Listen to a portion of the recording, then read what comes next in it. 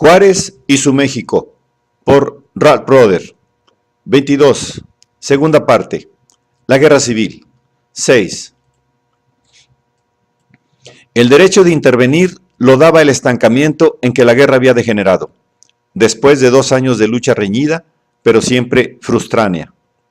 La tensión fanática que las leyes de reforma insuflaron a ambos bandos intensificó la furia y el fragor, pero no la eficacia de la batalla.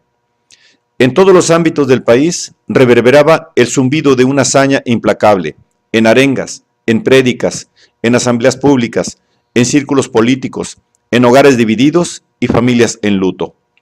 Pero nada daba la repercusión frenética del dínamo, sino el movimiento monótono de la máquina, sin salida material o descanso moral. La propulsión vibraba con impotencia incansable, estallando espasmódicamente y ventilando las válvulas con violencias sin fuerza, con la tartamudez de la persecución, con las polémicas del pillaje, con el vandalismo de una pugna interminable, con todos los derivados de la guerra, en suma, menos el triunfo militar. La alternación de triunfos y derrotas, igualmente indecisos, ya había demostrado conclusivamente, al llegar el verano de 1860, la incapacidad de una u otra facción de vencer al adversario, y la agonía de los antagonistas legitimaba la intervención extranjera para poner coto a las convulsiones de la disensión doméstica.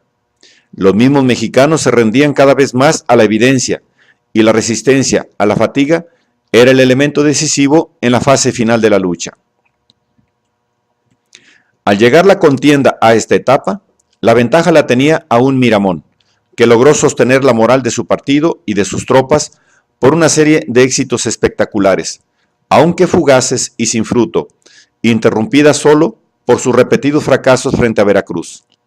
Degollado, en cambio, era todavía el héroe de las derrotas, y aunque conservaba intacta su fuerza recuperativa, una pesada cadena de desastres había acabado por fomentar el desaliento en sus filas. El respeto que le guardaban sus subalternos era cumplido o compasivo, y quedó circunscrito a su plana mayor. Los malcontentos formaban su propia camarilla, muy aparte del cuartel general, desahogándose diariamente con la murmuración militar y compensando su lealtad con el acre ridículo. Santos Degollado era todavía un hombre evocador, pero incapaz de conjurar los fracasos, y lo que evocaba era la fe sin esperanza, la fidelidad sin fervor, la crítica sin caridad, y a sus espaldas se profanaba su heroicidad.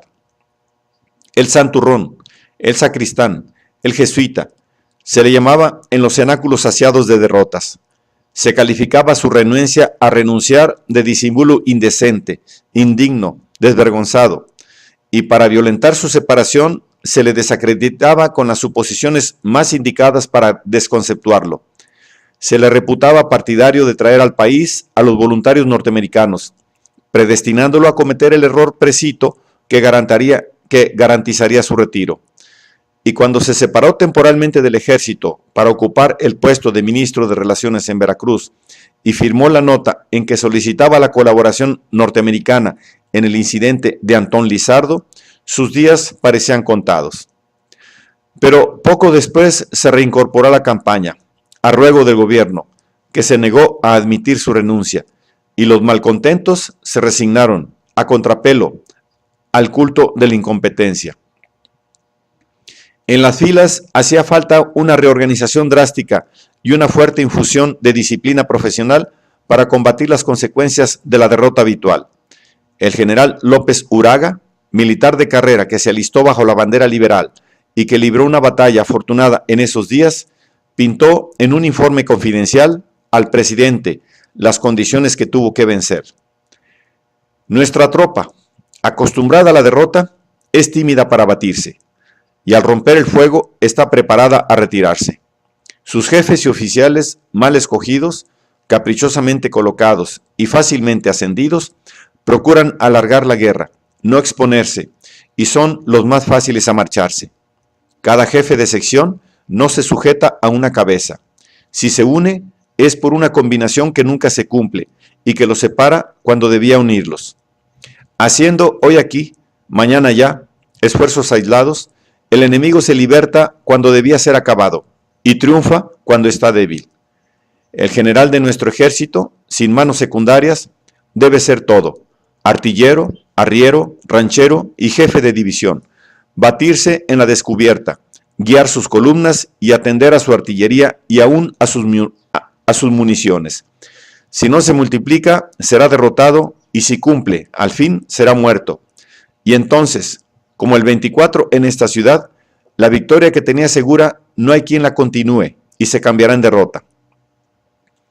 Tal era, en suma, la historia secreta de 2 años y medio de descalabros y la fatalidad contra la cual Degollado había luchado en vano. Los más ricos elementos, el mejor personal y la justificación y concepto de nuestra causa la estamos arruinando por el desorden, la indisciplina, el pillaje y la falta de orden o descentralización en las operaciones. Siguió exponiendo el informe. No creo posible que un general de honor y que procure servir con conciencia a su gobierno y cumplir con su deber, no muera en la primera o segunda función de armas. Yo mismo debía haber muerto en Altas Lomas, y a mis amigos les anuncié mi suerte para la segunda acción. A menos de realizar un cambio radical en la Constitución, la estructura y el personal del ejército, no había modo de romper el empate. Pero, cumpliendo con tal condición, siempre sería posible domar la quimera elusiva de victorias y fracasos y quebrantar la ecuación. Y la campaña terminará a pesar de nuestras dificultades. De otro modo, la destrucción total del país es segura, y aunque el Partido Liberal no se acabara, nunca triunfará. Más que un informe, este testimonio era un tributo a Degollado, víctima de la desorganización mexicana. El solo hecho de haber continuado en tales condiciones hablaba claro de su temple y de la lealtad de su tropa, pero ya no bastaba contra el mal crónico del país. Al soldado todo lo había dado el caudillo: organización y disciplina, disueltas bajo el fuego; recursos consumidos sin fruto; inspiración intoxicándolo y desilusionándolo como una droga. Lo único que no sabía proporcionarle era el éxito, y al éxito la presión del extranjero daba un valor tremendo en el verano de 1860. Grande era la recompensa reservada al hombre capaz de quebrantar la ecuación. Muchos habían acometido la empresa y fracasado, y el plazo para las pruebas y los errores se había vencido. Y al aparecer un candidato afortunado en la persona de González Ortega, ganando 2 batallas consecutivas, la primera en Peñuelas en junio y la segunda en Silao en agosto, y esta contra el mismo Miramón, se comenzaba a creer que se había dado al fin con el campeón providencial de la causa liberal. Una oleada de fresca ilusión ilesa se difundió entre las filas lasas, estremeciéndolas con la sensación insólita de la esperanza constante. El ánimo múltiple se levantó con el primer soplo favorable. Tal parecía que, por ende, la balanza estaba a punto de inclinarse. Pero tantas veces había oscilado ya, que los observadores extranjeros descontaban estos triunfos tentativos. Para convencer a los escépticos, faltaba siempre el golpe decisivo, que venciera la continencia de la fortuna y conquistara su constancia. Sin embargo, las perspectivas eran favorables. El territorio controlado por el enemigo quedó reducido a 3 grandes bastiones: Guadalajara, Puebla y la capital. Y Degollado escogió a Guadalajara como el próximo punto de ataque, y a González Ortega como el capitán encargado de conquistar la plaza, con una campaña coordinada y una ofensiva poderosa que precipitarían el fin de la lucha. Confiado en el talento y la suerte de su lugarteniente, el caudillo concentró toda la energía y todas las fuerzas que le quedaban para prestarle apoyo, y el esfuerzo supremo precipitó una de las grandes calamidades personales de la guerra. Desde el principio, la falta perenne de fondos para movilizar y mantener a la tropa paralizaba la campaña, y en septiembre la escasez llegó a ser tan crítica que Degollado consultó a Ortega sobre una cuestión de conciencia. Nuestros apuros horribles de dinero y la falta absoluta de recursos dentro de 8 días, le comunicó con angustia, me hacen pensar que para salvar al país nos es lícito echar mano de 200,000 pesos de algunas de las conductas de Zacatecas y Aguascalientes, que van a salir para Tampico.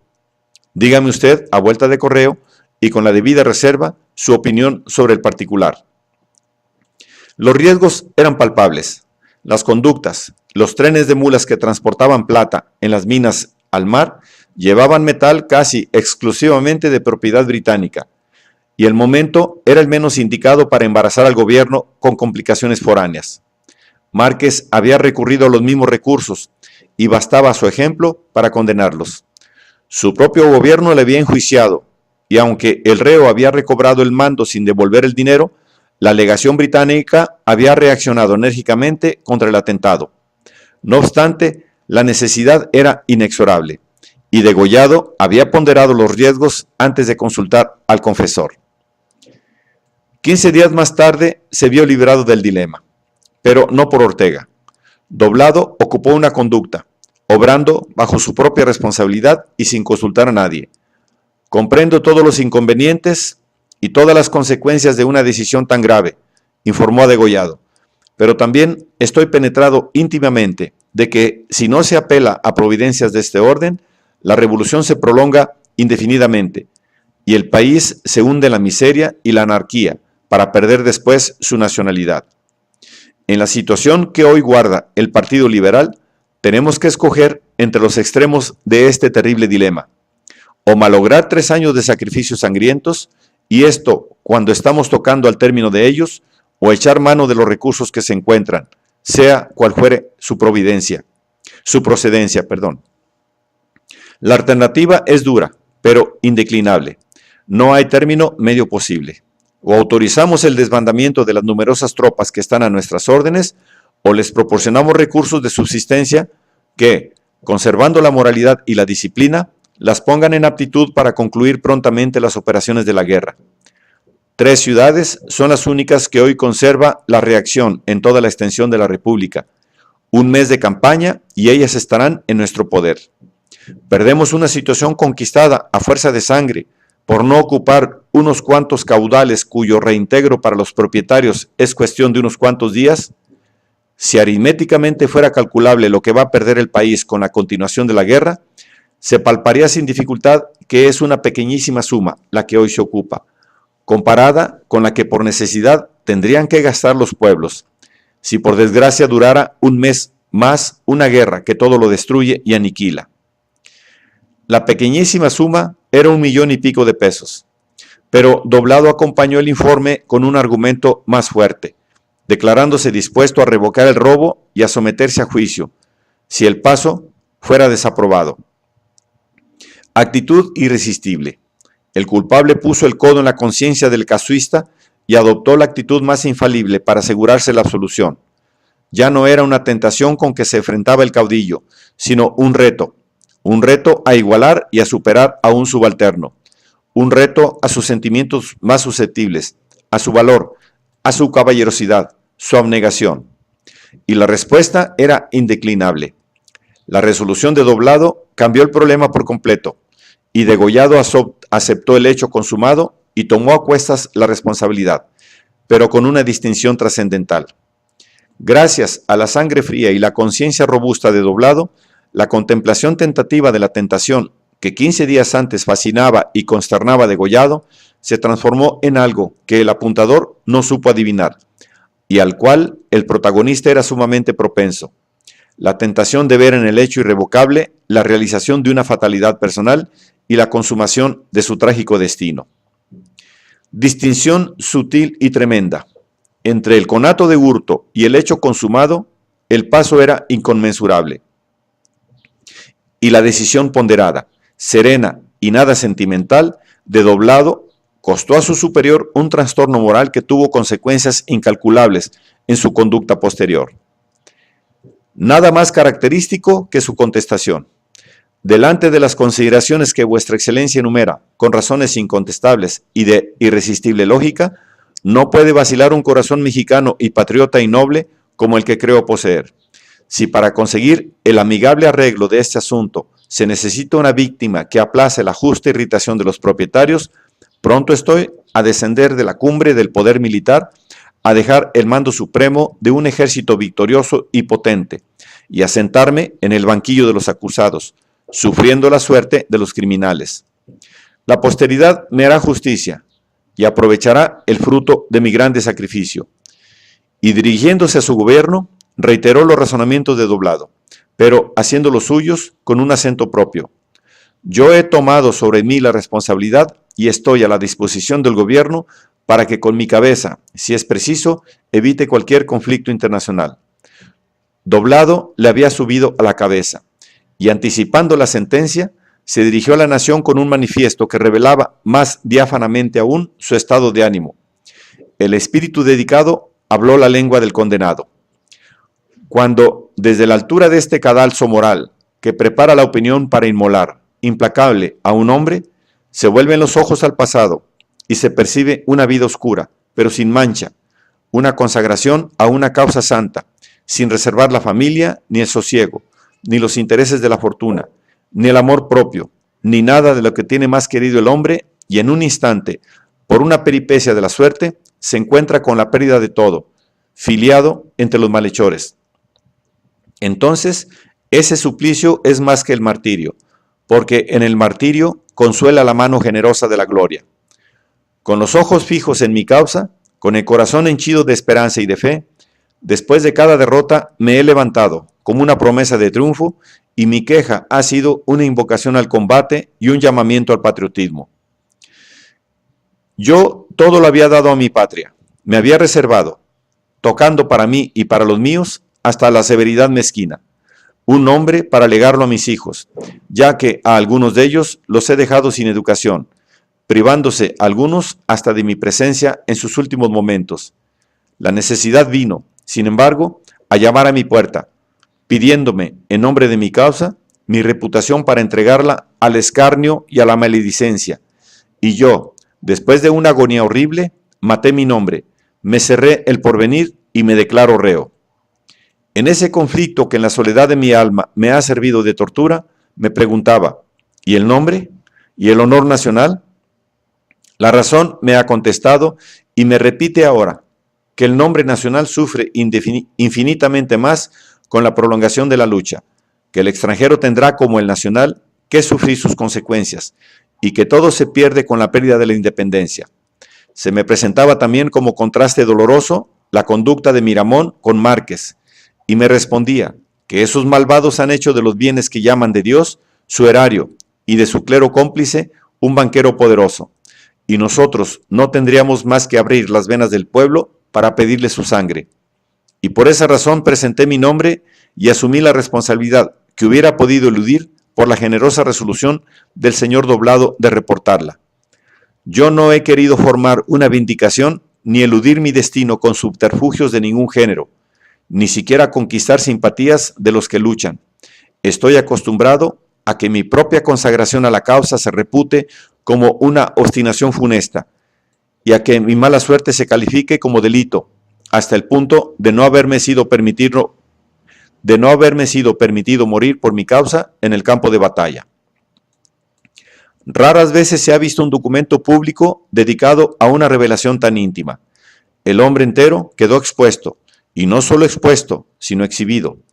Su automortificación, su afán de sacrificio, su valor visionario y su desinterés sin límites, y también su aprecio intenso de sus excelsas virtudes. La conciencia de sí mismo no desvirtuaba su sinceridad, nada más sincero que el dolor, y bien se conoce quién sufre, pero era el defecto inevitable de sus cualidades, y ni el resarcimiento de la conmiseración propia, ni la ostentación de la abnegación restaron mérito a su apología. Más militar hubiera sido su silencio, y más elocuente, pero con el temperamento trágico no tenía la sangre tácita, y con el candor completo de la desesperación se desahogó y se desnudó ante el mundo, sin reserva y sin consuelo, dentro de esa soledad y ese ostracismo en que se sentía aislado y ensimismado para siempre. En lo sucesivo se sabía un paria, segregado por su propia determinación, para cumplir un destino preordenado, derrota, desgracia, desconfianza, deshonor, muerte y transfiguración. Porque toda calamidad tiene su compensación. Se postulaba por santo, y el manifiesto era un sudario en que se envolvía, aún vivo, para recibir los estigmas transparentes de un triunfo espiritual. Inconcebible que lo firmara un soldado. Era la efusión de un santo, y el peligro de hacer la guerra con un santo metido a soldado se revelaba en el éxtasis de un hombre que, descubriendo al fin su verdadera vocación, se manifestaba lo que era en realidad, destinado al martirio y resignado a sufrirlo en su forma más infamante y más inefable. ¿Hasta dónde estaba aislado, en verdad, por ese delirio del alma que agigantaba su falla a sus propios ojos? Quedó claro luego que se disipó la inflamación. Dirigiéndose a Juárez algunos días más tarde, le escribió: en obsequio a la verdad, y con gran sorpresa mía, diré a usted que ni los cónsules extranjeros ni los interesados me han hecho reproche alguno, hablándome con la mayor consideración. Por lo que veo y oigo, me parece que estaba en la conciencia pública la necesidad de esta medida, y cuantos nacionales y extranjeros me han hablado, dicen que dan por remunerados si triunfa el Partido Liberal. Despertándose de su pesadilla a la luz del día, se asombró de ver que, en vez de un paria, era un hombre práctico. Pero poco duró el intervalo de lucidez. Al volver en sí, quedó confundido por los peligros corridos y dio un paso atrás para prevenir la reacción que anticipaba, restituyendo 400,000 pesos a los propietarios británicos con la esperanza, decía, de que el próximo paquete traería el reconocimiento de su gobierno por el gabinete británico, y con el temor de que, faltando la plata, la escuadra británica se posesionara de los puertos del Golfo. En la premura de proteger a su gobierno, se recuperó con un remordimiento más punzante aún. Ante el mundo, su ofensa era un pecadillo, pero el daño a sí mismo era irreparable, y el único fruto de su prudencia tardía era que, perdida su probidad personal, perdió también confianza en la fuerza de la causa a la cual había sacrificado su integridad. De los fondos que le quedaban, dedicó 600,000 pesos al soborno de las guarniciones de Guadalajara y de la capital, y tal vez otros sacrificios pecuniarios. Añadió: nos ahorrarán el derramamiento de sangre, nos pondrán en posesión de armamentos, pertrechos y trenes que valen muchísimo más, y nos pondrán en estado completo de paz. Paz, paz a cualquier precio. El ansia de terminar la lucha a la cual se había inmolado, una lasitud irreflexiva e irresistible, un desmayo moral, cogió al hombre agotado. Ya no tenía ni vigor ni virtudes recuperativas. Y ahora sobrevino otro colapso. Imperativo el triunfo después de recurrir al robo para alcanzarlo, la responsabilidad restó al hombre quebrado, en el momento mismo en que tenía los recursos suficientes hasta la confianza de una victoria limpia. Consumado el sacrificio personal, su fuerza moral siguió cediendo siempre más hondamente. La perversión del heroísmo violaba algo vital que no sufría el abuso con impunidad, y la naturaleza, la suya, tomó el desquite con una reacción inevitable. El esfuerzo del sacrificio, superando a su resistencia, le arrastró irremisiblemente al suicidio moral, y desde la elevación vertiginosa alcanzada, el campeón se deslizó en la confusión de su caída hasta llegar a la subversión de su propia obra, y al primer paso en falso siguió otro, más grave. Menos de 8 días después de apoderarse de la conducta, Degollado comunicó a Juárez la copia de una carta que acababa de mandar a Matthew, bajo su propia responsabilidad, proponiendo la mediación diplomática y exponiendo las condiciones de paz que consideraba convenientes. A Matthew las propuso, sujetas a la aprobación del presidente, pero a Juárez las recomendó terminantemente. Si usted las aprueba, le decía, creo infalible el triunfo de la causa liberal, mas si usted no está conforme con ellas, espero de su bondad que me admita la renuncia que hice cuando estuve en Veracruz y que quedó pendiente, pues este es un compromiso de honor que he contraído. El señor González Ortega está de acuerdo con las bases expresadas y el señor Doblado hará lo que el gobierno determine. Las bases propuestas por Degollado debían formularse por el cuerpo diplomático, de acuerdo con los representantes de los beligerantes, y abarcaban la libertad de cultos, la supremacía del poder civil, la nacionalización de los bienes del clero, los principios elaborados en las leyes de reforma, la representación nacional en un Congreso libremente elegido y el nombramiento de un presidente interino, escogido por el cuerpo diplomático para gobernar hasta la convocatoria del Congreso y la redacción de una nueva Constitución. La misma guerra que he sostenido durante estos 3 años, dijo, me ha hecho reconocer que no se alcanzará la pacificación por la sola fuerza de las armas, y estoy pronto a prescindir de la forma y de las personas, con tal de que queden asegurados y perfectamente a salvo los principios que sostiene el Partido Liberal. Si ambos bandos rechazaran las bases, agregó, estaba resuelto a retirarse completamente de la escena política, pero si solo el enemigo las repudiara, su resolución era de seguir peleando hasta terminar la guerra, reserva que salvaba su lealtad a costa de su lógica y planteaba el problema del motivo que dictaba el plan. La confusión del proyecto superaba a su misma futilidad.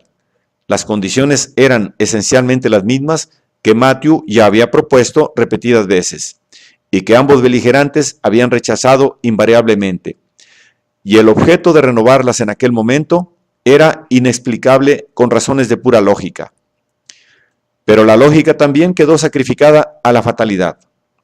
Al enterarse de la ocupación de la conducta, Juárez había expedido órdenes para la devolución del dinero y el enjuiciamiento del responsable.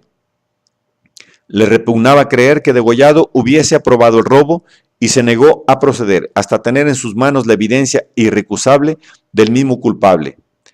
Y aún no había dado cuenta con la forma de solucionar el escándalo cuando se vio en la necesidad de rectificar otro paso en falso, que nulificaba por completo la necesidad del primero y que planteaba un problema infinitamente más delicado.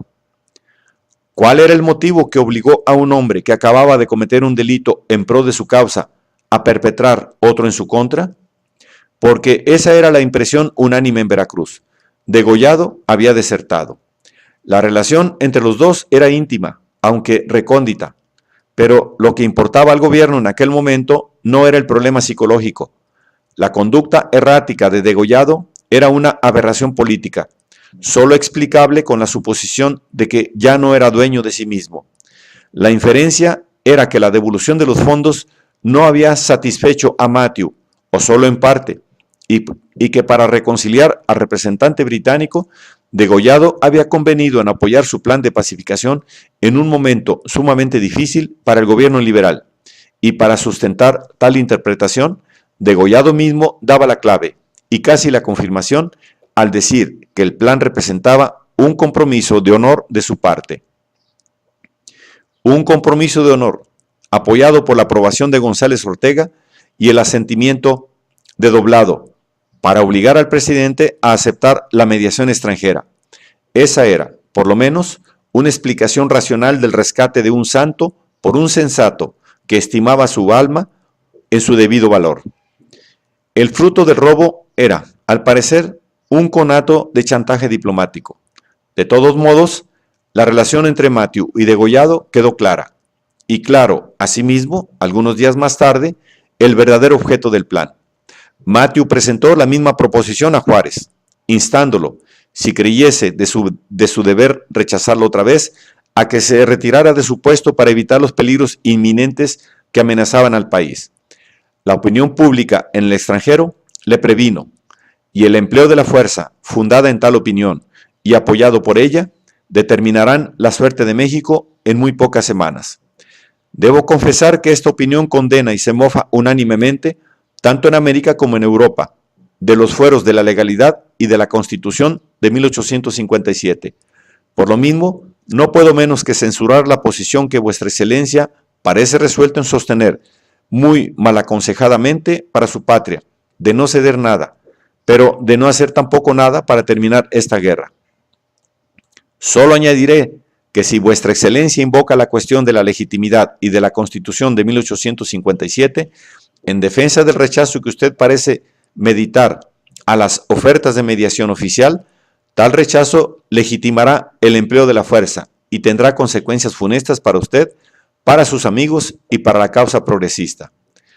A tal rechazo seguirá, si no lo anticipa, una división de su propio partido. El aviso ominoso, la amenaza perentoria, las condiciones liberales, la mera idea de una paz negociada a la sombra de la intervención extranjera. Todo lo rechazó Juárez con una respuesta que aceptaba únicamente el reconocimiento de su propia constancia y de su propia consecuencia. A los 5 días, el presidente recibió otra misiva de Degollado, solicitando su renuncia, y el tono del intercesor delataba al ventríloco. Yo, como amigo sincero y apasionado de usted, me atrevo a aconsejarle la aceptación de las bases propuestas, con la seguridad de que, en el remoto caso de que las admitan nuestros amigos, usted, sacrificando su persona y salvando al país, se hace más y más grande a los ojos del mundo. Lo conjuró con frases igualmente aplicables a su propio caso. Con la mano en el pecho, póngase usted delante de Dios, del mundo todo, y de la nación mexicana que le contempla, y falle, según su conciencia, en este arduo negocio. El acusado se había convertido en demandante y exhortaba a su juez en plan de igualdad. Poseído de la manía de la abnegación, exigía al ajeno el mismo sacrificio que se impuso a sí mismo, y en la intoxicación y el aislamiento de su propio desinterés, se sentía con derecho a dictar a los demás.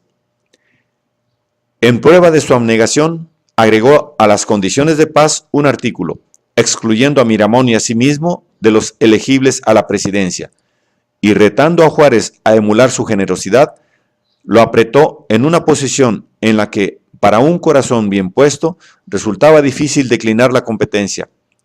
Pero lo que hizo vibrar en Juárez era una cuerda más fuerte que la generosidad, la justicia.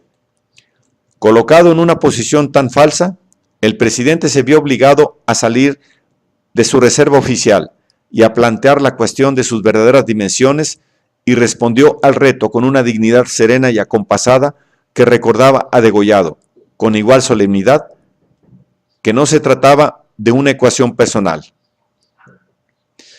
Quedo impuesto de que tuvo usted necesidad de dirigir dicha carta al señor Matthew, le escribió después de una demora impresionante, porque así se lo dictó su deber con la patria y por circunstancias que usted no expresa, pero que, me dice, sabré después. Como el propósito de usted es tan firme y decisivo en términos de que ha autorizado al señor Matthew para que lo publique, como no me expresa, sino que se ha reservado los motivos poderosos que lo han obligado a adoptar una resolución tan inesperada como peligrosa para la causa de la libertad, para la dignidad de la nación y para el porvenir de nuestro país.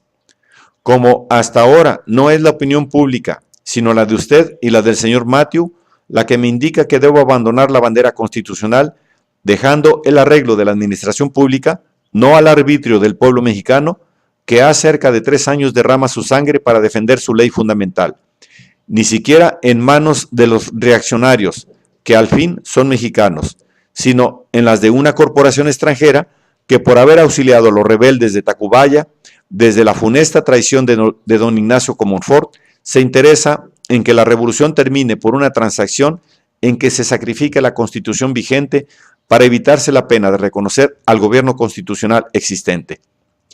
Por todas estas razones, se veía en el caso de repetir lo que ya había manifestado a Matthew y a tratar al correligionario y al compatriota en el mismo plan que al extranjero y al entrometido.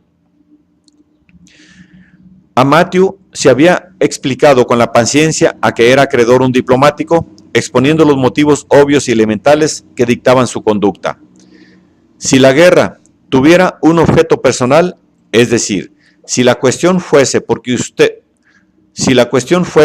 yo siguiera o no en el poder, el medio decente y decoroso para mí sería retirarme del puesto que ocupo. Pero no es así.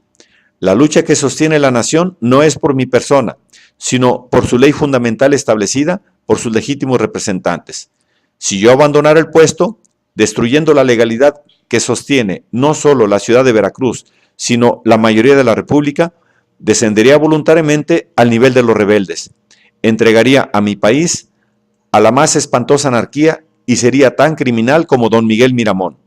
Y esto en momentos en que el Partido Constitucional se encuentra robustecido por sus recientes victorias y en que está próximo a coronar sus esfuerzos y sacrificios con un triunfo definitivo que establezca la paz.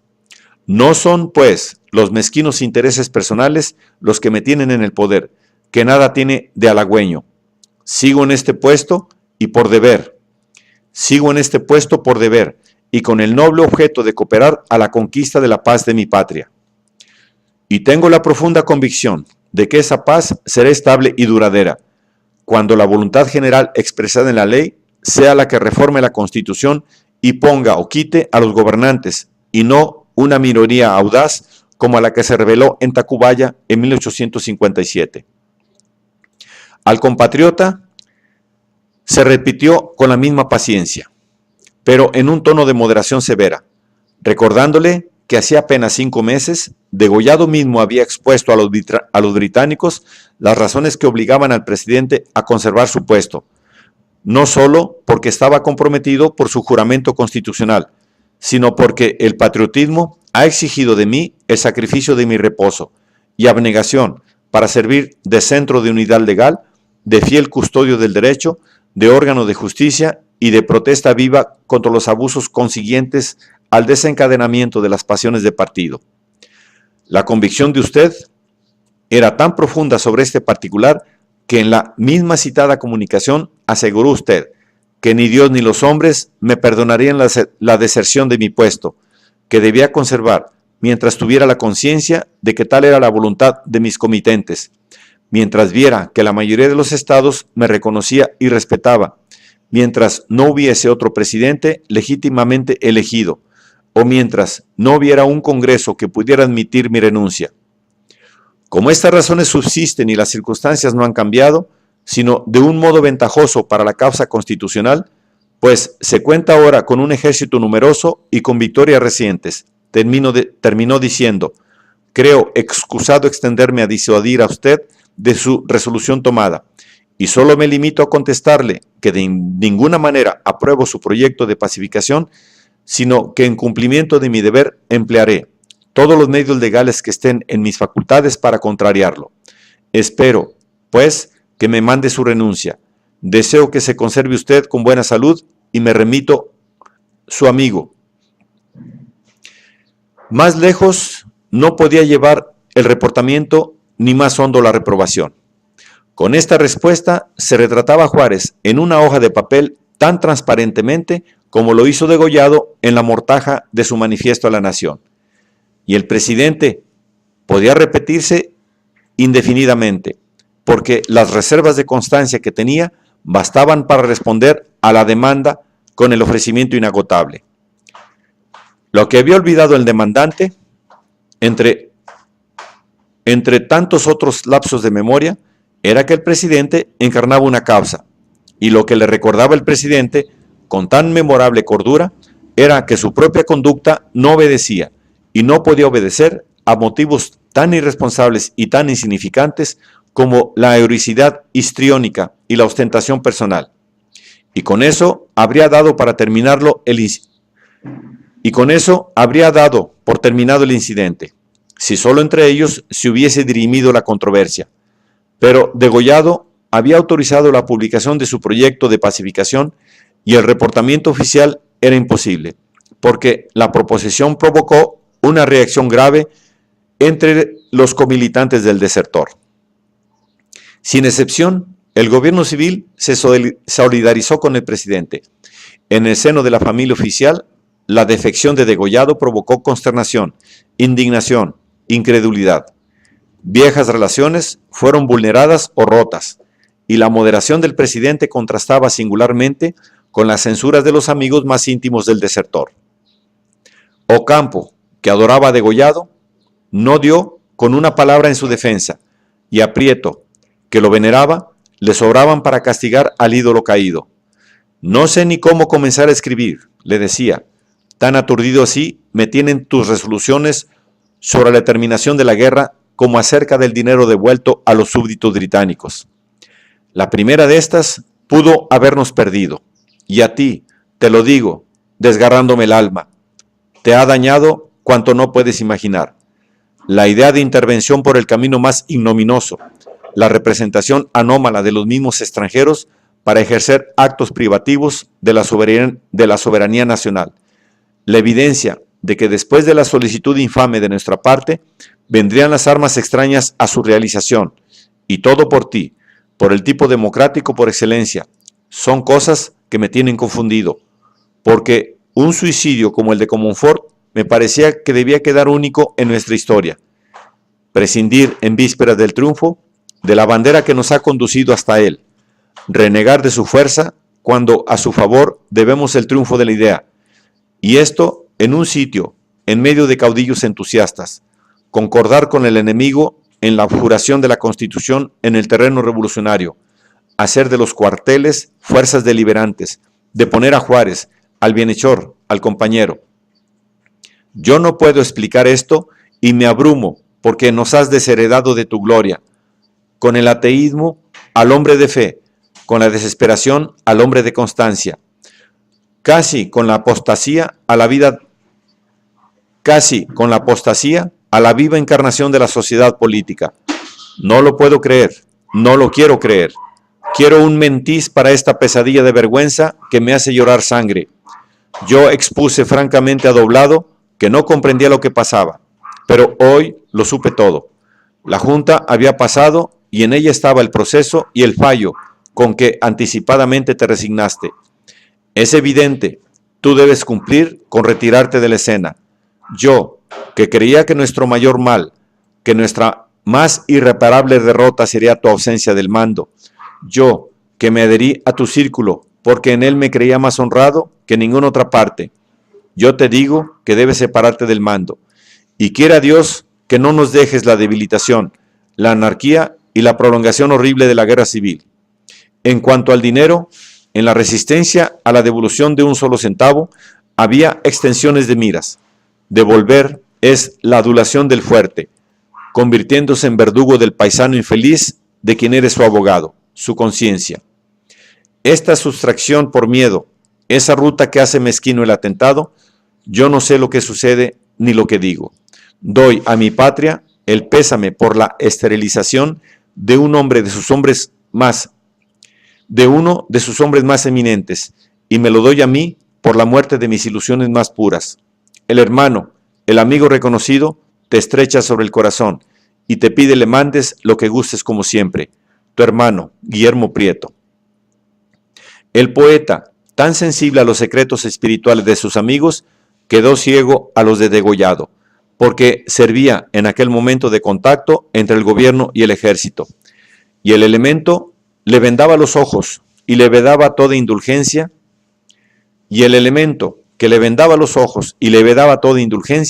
era la reacción en el frente de batalla. Los caudillos reunidos para el ataque a Guadalajara condenaron unánimemente la proposición del comandante en jefe.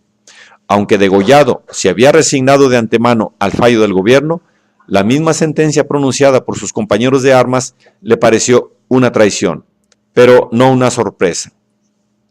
Con candor doloroso escribió Juárez: siento decir a usted que los señores Doblado y Ortega me manifestaron en Guanajuato su absoluta aprobación al pensamiento que desde entonces les inicié, y que ahora han contrariado con tanto calor como poca buena fe. Esto no prueba más, sino que soy un estorbo para las miras interesadas de los hombres que figuran en nuestras escenas políticas. También, en la conducta de los caudillos había secretos, y secretos nada espirituales, secretos tan subidos que saltaban a la vista, y Degollado no era tan miope para que se le escaparan. En aras de la solidaridad, se había sofocado el descontento con su mando que privaba en el campo, pero la demanda de su separación subsistía y motivaba intrigas y conatos de insubordinación apenas disimulados. Se respetaba su autoridad de derecho, pero se le desatendía de hecho. Y hasta Prieto tuvo que reconocer que Degollado no vivía ya sino del patriotismo de todos los demás.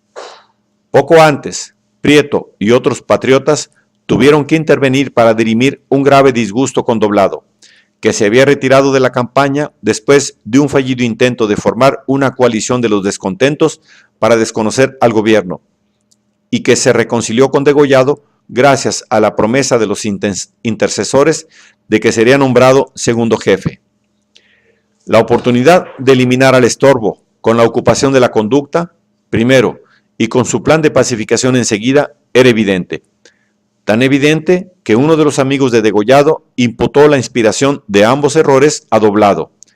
Degollado guardó silencio, dejando entender, sin embargo, que se sabía víctima de sus consejeros de confianza, sea que la oferta de Doblado de cargar con la responsabilidad del robo fuera hecha de buena fe o especulando sobre la caballerosidad del comandante en jefe. Degollado no dudó de que tanto Doblado como Ortega le habían engañado al aparentar apoyar el plan de pacificación. Repudiado por los dos, se dio cuenta de que había caído en una trampa, trompicando por los mismos compañeros que le prestaron la confianza que le faltaba para cometer la transgresión. Para el desgraciado, esto significaba solo un sinsabor más, pero para el gobierno, la revelación echaba una luz siniestra sobre la situación en el campo. Y el hecho de haber concertado Degollado el paso con sus subalternos y de tenerlo proyectado antes del robo de la conducta, que constituía su mayor defensa, obligó al presidente no solo a censurar, sino a disciplinar al extraviado. Por eso, la justicia de Juárez detuvo su generosidad. Degollado fue llamado a Veracruz para que respondiera de su conducta ante un tribunal militar. Sus parciales reclamaron más tarde contra el rigor del procedimiento. Sin duda, su renuncia era indispensable y ya la había ofrecido al gobierno. Pero, ¿por qué procesarlo también? ¿Por decepción? El cargo dependía de la finalidad y del efecto del plan. Técnicamente Degollado se había hecho reo de indisciplina al iniciar una proposición política, sin autorización de su gobierno. Pero el grado de culpabilidad solo era determinable tomando en cuenta la intención y la interpretación del plan. A todas luces, la proposición era impracticable y no podía tener más que un resultado, la prosecución de la guerra. Y tal fue, en efecto, la defensa levantada por Degollado luego que se vio inculpado. Mi pensamiento, suponiendo que fuese malo, no se imponía a nadie por la fuerza, explicó. Su acción no debía haber pasado de una discusión presidencial. Aprobado, habría sido un arma poderosa para el triunfo más pronto y más completo de nuestra causa. Desechado, habría quedado nulificado en sus efectos, con sentimiento mío, pero no debía servir nunca para favorecer especulaciones con perjuicio de la causa nacional. La separación de Juárez era una condición contingente del caso remoto de que el enemigo admitiera la intervención extranjera. Lo que espero naturalmente, dijo al formular la proposición, es que el partido clerical rehúse y se obstine, pero en este caso ya podremos hacer la defensa de la Constitución de 1857 y del gobierno de Veracruz con todo rigor y con el apoyo que nos prestará todo el cuerpo diplomático, menos Pacheco, y entonces es infalible nuestro triunfo. Por consecuencia, seguiremos luchando con mejor derecho, habiendo agotado las pruebas de abnegación del gobierno constitucional. La separación de Juárez había de ser, pues, una simple postura, y el objeto del plan, un lance espectacular para ganarse el aplauso del anfiteatro. Tanto fue así que uno de los parciales de Degollado se valía de la jerga de la tauromaquia para pintar la maniobra como una nueva y prodigiosa faena para la causa liberal dentro y fuera del país. Pero, con esta versión, el plan quedó reducido a una farsa pueril que agravaba la futilidad con la frivolidad y agregaba el absurdo de la actitud, la simulación del sacrificio. Una defensa más fuerte ofreció el mismo amigo al afirmar que el plan obedecía al temor de la intervención. Una defensa más fuerte ofreció el mismo amigo al afirmar que el plan obedecía al temor a la intervención armada en una fecha muy próxima. ¿Será tiempo entonces y será posible poner condiciones? La mediación, que hoy puede ser amistosa, ¿no será después una intervención armada y violenta? Con esta defensa el gobierno tenía todos los motivos de simpatizar, pero fue la misma que dictó la conclusión del Tratado Maclean, pacto sentimental que produjo como su fruta podrida y su retribución oscura los desmanes de Degollado. Todas las apologías del acusado llevaban implícito un reproche al gobierno que le encausaba. Por esta ley indefectible de las compensaciones, decía en su manifiesto a la nación, cada avance, cada atentado de nuestros enemigos ha producido su reacción indeclinable. la idea del traidor protectorado, la política continental, también reprobable bajo el carácter de protección, la coligación del agio rapaz al clero prostituido, el odio contra estas entidades, el oro del culto, empleado como valor de sangre, la justificación de los atentados contra la propiedad. La concatenación de calamidades colocaba al gobierno en el banco de los acusados. La falta de recursos provocando el robo de la conducta, el tratado originando la alianza con el vecino prepotente, la protección norteamericana ocasionando la intervención europea, y esta, a su vez, el plan de pacificación para prevenirla, hasta que, aplastado por las reacciones de impotencias enconadas, Degollado sucumbió al concurso de extravíos.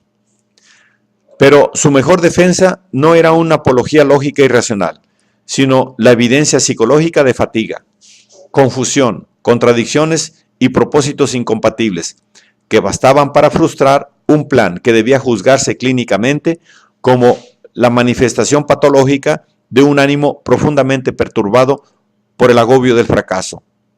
La tensión interminable de la guerra y el síncope de una crisis moral habían acabado por vencer su voluntad, y tomando en cuenta sus servicios anteriores, se pudiera pretender que el enfermo mereciera respeto y que se le despidiera sin el estigma de una denuncia pública y de un proceso infamante. Pero así se malogran las revoluciones.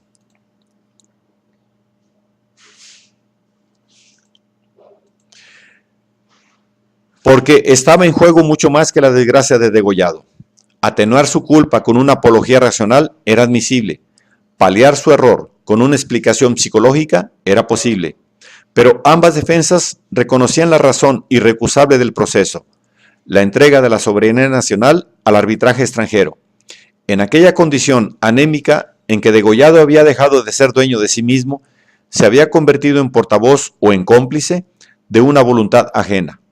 El amo ajeno era Matthew, cuyas miras no dejaban la más mínima sombra de duda, y a espaldas de Matthew venía Comonfort. La guerra había de terminar con la vuelta del renegado, cosechando el fruto de 3 años de guerra fratricida y la recompensa del hijo pródigo. Y no era esto un peligro hipotético, porque Comonfort, después de vagar como un alma en pena en tierra ajena, se había acercado a la frontera buscando la manera de pasarla y comunicándose con sus antiguos partidarios en el interior. Uno de sus agentes ya había sondeado a Doblado, y los rumores de su conformidad y de su apoyo a un plan de conciliación corrían con tanta insistencia que inquietaron a Prieto. No he creído ni por un instante que usted sea partidario de Comonfort, le escribió. No lo creo, y puedo jurar que ustedes nada tienen de común. Pero, ¿no es triste que por su spleen de usted se le cuente entre la comitiva carnavalesca del pretendiente? El agente tanteó también al gobernador de Veracruz, Gutiérrez Zamora, con el mismo objeto. ¿Inconsecuencia incorregible? De ninguna manera. A fe de la gente, Comonfort se había reformado. No es el hombre tímido e irresuelto de otro tiempo. Sus desengaños y sus viajes le han hecho comprender que es preciso abrazar un sistema con todas sus consecuencias, y sus amigos respondían personalmente de las buenas ideas del caudillo británico. Comonfort aseguraba que su propósito no es aumentar los conflictos de la patria, que si su vuelta puede darle la paz, está pronto a regresar. De lo contrario, prefiere vivir en tierra extraña, que uno de los medios más eficaces para hacer la causa liberal es contar con Veracruz, que Veracruz es Gutiérrez Zamora, y que si se puede contar con este amigo, inmediatamente se embarcará para ese puerto. Y el agente garantizaba por su parte que el cuerpo diplomático nunca reconocería al gobierno de Juárez, que la intervención era inminente, que si no nos salvamos pronto del peligro que nos amenaza, seremos víctimas de los Estados Unidos con la aquiescencia de Europa, que tenía las pruebas de lo que afirmaba y que las naciones que tienen representantes en México reconocerán el gobierno del señor Comonfort sin exigir otra cosa que la libertad religiosa, y que él la decretaría luego que tenga el poder público. A todas estas argumentaciones, Gutiérrez contestó con desprecio. Después de hacer algunas reflexiones sobre los tornadizos, cuyas ideas correspondían a la flexibilidad de sus caracteres, rechazó el soborno con una frase tajante: sabemos ya cuál sería la paz del señor Comonfort y preferimos la guerra. Y la aprovechó, de paso, para el gran argumento que autorizaba todas las traiciones. El cuerpo diplomático se sujetará a la decisión del país, añadió, aunque ella no sea de su gusto. Tampoco admito que usted pueda tener la certeza absoluta de que los Estados Unidos del Norte quieran apoderarse de nuestro territorio. Pretexto explotado por todos los oportunistas. Como hago al talento e instrucción de usted la justicia que merecen, no puedo menos de creer que el empleo que ahora hace de esas vulgaridades ha sido efecto de la triste necesidad que tenía de argumentos para salir airoso de su osado empeño. En la situación en que nuestro país se encuentra, nada sería más fácil para los Estados Unidos que la conquista indicada por usted. No la intentan, porque en manera alguna les conviene, porque perjudicaría el equilibrio de sus intereses, porque introducía más complicaciones en la cuestión de razas, bastante peligrosa ya en la vecina república, por muchas otras razones que usted conoce muy bien. A Comonfort se le había juzgado una vez para siempre en México, y a los justos se les juzga solo una vez en este mundo. Y a Juárez sus ángeles de la guarda le hicieron justicia también. Pero la coincidencia de estas intrigas con el error de Degollado, aunque ambos abortaron, complicó el caso del inculpado, contaminándolo con una tendencia demasiado peligrosa para que se condonara su transgresión. Indisciplina, indiscreción, imprudencia, fuera lo que fuera la calificación de su conducta, no se podía escatimarle el escarnio público.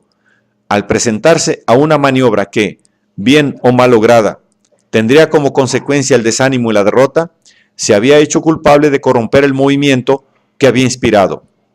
Era indispensable, pues, que se cortara el foco de infección, y el castigo era ejemplar, al igual que sus méritos. Degollado fue sacrificado en honor de sus antecedentes.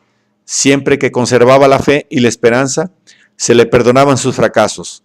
Pero, perdidas sus virtudes evangélicas, el santo perdió asimismo el derecho a la caridad. La justicia revolucionaria era rigurosa, y los mismos detractores del presidente aplaudieron la severidad con que, cortando por lo sano, salvó la dignidad y la independencia de la nación con la resolución inquebrantable del auténtico revolucionario. Pero la justicia revolucionaria es justicia cruda. En rigor, González Ortega merecía el mismo castigo, no solamente porque era cómplice del intento, sino porque había intentado una transacción análoga por su propia cuenta.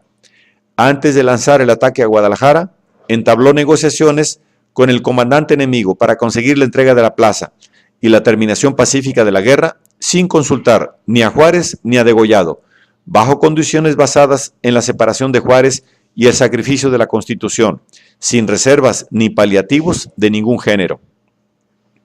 Las negociaciones fracasaron, pero la única represión que recibió era la amonestación de Degollado, quien le recordó, con una inconsecuencia que ya se había vuelto inveterada, que ni usted ni yo podemos apartarnos de nuestras facultades legales, que son el sostenimiento de la Constitución y del gobierno legal, sin parecer traidores y desleales con quienes nos confirieron nuestra misión.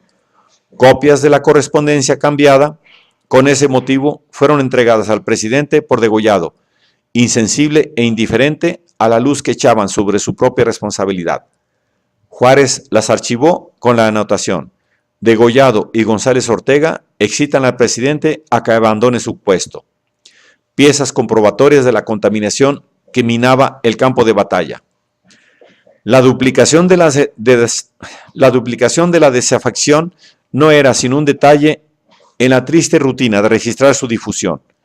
Sin embargo, la desafección afectó solo a uno, y la falla que perdió a Degollado fue condonada en el caso de González Ortega. La razón era palpable. González Ortega ganaba las batallas que Degollado perdía, y para que fuera más flagrante la moraleja, sustituyó al desgraciado con el mando del ejército. Juárez templó su justicia con una discreción no menos imperativa para el triunfo del movimiento, y la victoria vindicó el ascenso de Ortega. Juárez cayó en menos de un mes, abriendo el camino a una marcha rápida e irresistible sobre la capital de la República. Pero la discreción del presidente dio a sus detractores la oportunidad, que no pasó desaprovechada, de acusarle de favorecer al fuerte y de fustigar al débil.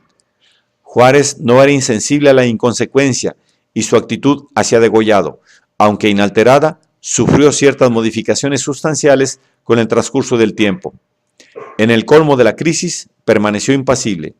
A un gobierno que tiene la obligación de dar el más cumplido ejemplo de moralidad, que debe en todo caso obedecer y hacer que se obedezcan las leyes, no le toca más que juzgar, conforme a estas, a todo el que delinque, sea quien fuera, escribió a un amigo en defensa de su justicia. Así es que, sin embargo, de que era una de las personas en quien el gobierno tenía depositada su confianza y aún le había conferido gran parte de sus amplias facultades, hoy que esa persona se ha separado de la senda marcada por el espíritu de la actual revolución que ha querido nulificar una ley, se le llama para que se le juzgue como es debido. La acción de la justicia era automática, impersonal, imparcial, y la simpatía del Solón impertinente. Un mes más tarde, empero, repensando el caso, cuando ya había pasado la crisis, el primer magistrado dejó entrever una modulación en su manera de pensar. Como usted, sentí el paso en falso del señor Degollado. Convino con el mismo amigo, pues nunca podré olvidar sus buenos oficios anteriores. Pero se perjudicó desconociendo una revolución como la que sigue México, y tuvo el desengaño más completo al ver que ni un solo jefe liberal secundó su malhadado plan. Este es el motivo en que no haya tenido ese hecho ninguna consecuencia desagradable, y de que hoy nuestros jefes, más fuertes y más unidos que nunca, se encuentran sobre la capital de la República con un aspecto terrible para la reacción. Y este era el motivo de que, conjurado el peligro, le fuera posible templar la justicia no solo con discreción, sino con clemencia. El proceso fue suspendido sub judice.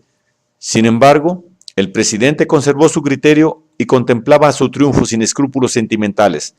La clemencia aplicada a Degollado era una satisfacción que no convenía ni al magistrado ni al inculpado. Para Degollado fue un suplicio más. La suspensión de sentencia lo condenaba a la muerte civil, embalsamándolo en el fluido turbio de su reputación mellada y privándole de la posibilidad de vindicarla ante el tribunal de la opinión pública. Y puesto que alguna compensación se le debía por la indulgencia otorgada a González Ortega, el gobierno cedió una vez más, restituyéndole el derecho de incorporarse al ejército bajo el mando de un subalterno y de salvar su buen nombre en las últimas jornadas de la guerra.